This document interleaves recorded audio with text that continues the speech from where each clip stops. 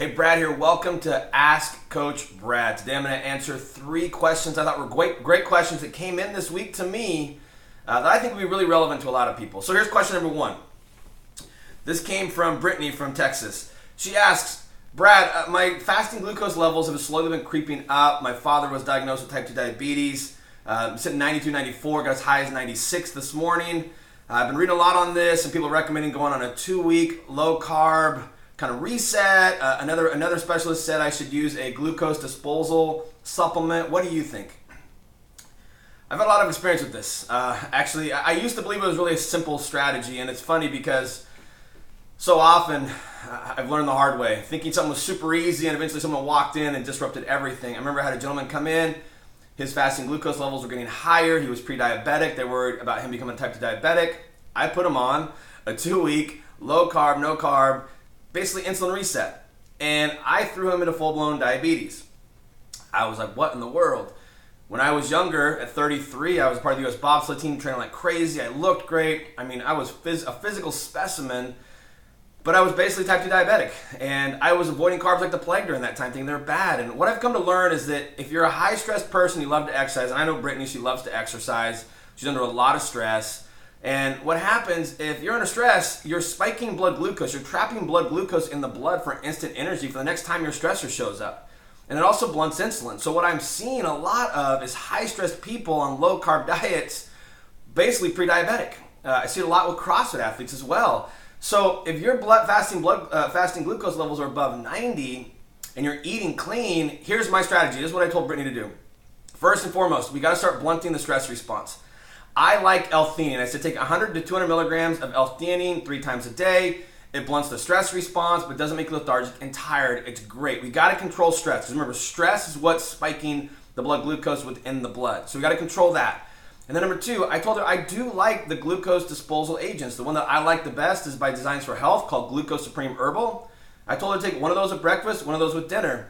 And then last, I told her it was really critical that you have carbs every night at dinner. Again, I'm supporting my belief system, and I've seen it in the trenches. There's a big difference with me. There are researchers, and there are people in the trenches like me, and so that's where I get my stuff. So a lot of times, the theories come out, and they seem really good, and they don't work. Perfect example was that gentleman who I put on the insulin reset protocol for 2 weeks, and I blew him into diabetes. It was horrible, right? So what I'm seeing is that high-stress people need carbs at dinner to bring the stress response down. So it's all about controlling the stress response. And then, yes, you can use these glucose disposal agents. These are these supplements that help you handle glucose better once you spike insulin. And again, I gave you the one that I like the most. I'll put a link in the show notes to the L-theanine and also to the Glucose Supreme Herbal that I like. You can find them both on Amazon. Second question. Brad, I notice on the days that I do my deadlifting sessions, I'm hungry and I eat like crazy, right? This comes from Paul from Florida.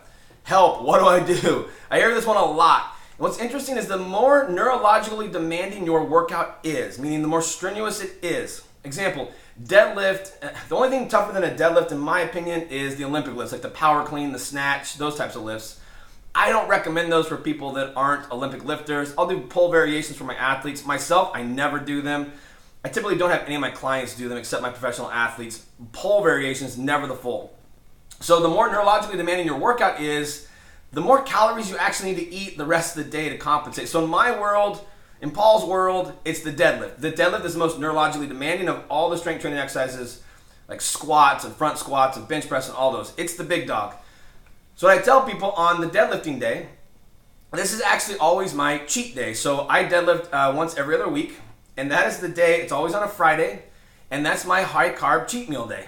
So basically when I'm done, for the rest of the day, I just eat a ton of carbs. I'm going to do it anyways. So if you're noticing that, just do it. Replenish. Let your body replenish itself. Eat lots of good complex carbs, and then from dinner on for 3 hours, use a cheat window. If you want to have ice cream or cookies, a cake, I don't care, the higher sugary content carbs, that's when you can get away with it. And what I find a lot of times, the next day I wake up leaner as a result. So I'm a big fan of that. Now, on my other week, my front squat weeks, so I alternate front squats and deadlifts. On my front squat week, I just do the 3-hour cheat window at night. I have my carbs at dinner for 3 hours. There's no rules. I don't do the added carbs all day long. That's only on my deadlifting day. So just think of earn your carbs. There's 3 ways you earn them. Exercise. Get to eat carbs. stress, you need to eat carbs. Third is body fat, right? So if your body fat gets lower, the lower it is, the actually more carbs you need. I guess there's 4, sorry. And the fourth thing that you need to be really factor in is the higher intensity the exercise is, the more carbs you need that day to recover from the stress of the exercise. Remember, we're using carbs to bring stress down, okay? Last question, this comes from Phil. He's a local Orange County guy. I actually had coffee with him yesterday. I thought this was a great question. It comes up a lot.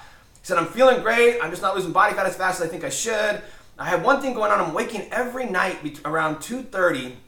I'm having these crazy vivid dreams. And I got to go to the bathroom. I fall right back to sleep.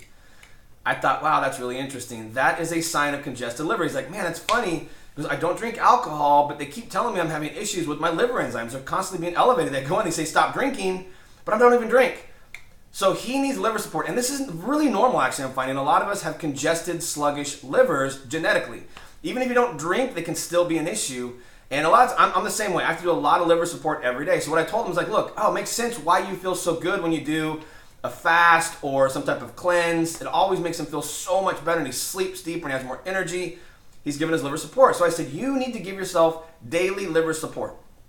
I said my favorite supplements are Thorne Liver Cleanse. I would take 2 of those when you go to bed, 2 of those when you wake up first thing in the morning. He's a bigger guy. If you're a woman, you're under 150 pounds, I would say do 1 at night right before bed and 1 in the morning when you wake up. The other thing I really like is L-glycine, Glycine. I said take 3,000 milligrams of that right before bed as well. And you can do it 2 times during the day as well for kind of constant liver support. And then third, you need to eat cruciferous vegetables, things like broccoli, watercress, cauliflower. These have sulfur-based amino acids to help with detoxification. And even eggs. Eggs have a lot of sulfur amino acids as well. That's why I'm a big fan of eating eggs. So having eggs as well can help with that. So those are the 3 questions that came in this week that I thought were really relevant, that would probably pertain to a lot of people. So I hope you enjoy it. Remember, if you have a question, email it to me, brad@braddavidson.com, and put in the subject, #AskCoachBrad. I'll pull the top 3 each week, and every Wednesday you'll get a video like this exploring those answers. All right? Hope you have a great rest of the week. I look forward to seeing you on Saturday with your next Relax and Conquer profile.